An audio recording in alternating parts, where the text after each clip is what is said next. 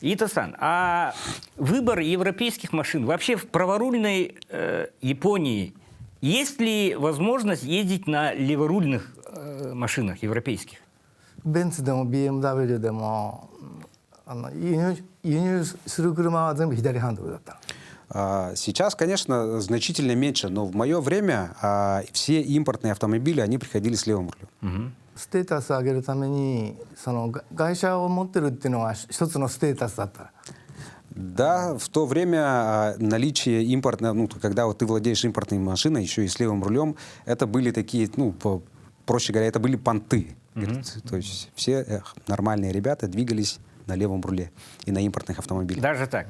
Тогда в части японского автопрома, насколько японцы патриотичны в своем выборе автомобиля, то есть они предпочтение отдают сейчас, предпочтение отдают японским маркам или все-таки импортным, американским и европейским? 日本製の車はまあ修理代が安いよね、日本だと。 Ну, безусловно, здесь очень меркантильно. То есть, если это местное производство, соответственно, обслуживать его в разы дешевле. で価格も例えば同じクラスだったらBMW とかベンツと比べれば安い。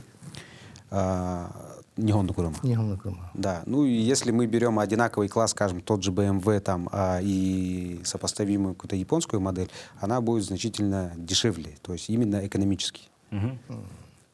То есть исключительно ради кошелька выбирают? 例えば BM のファンだったりベンツのファンだったりあとお金持ちはそっちへ行きますよね。 Да. Ну и, безусловно, конечно, не надо ни в коем случае списывать то, что есть, как и везде в мире, есть любители определенных моделей, в частности, вот импортных автомобилей, да, и также есть класс выше людей, которые могут себе позволить и для которых это определенная необходимость иметь статусный автомобиль.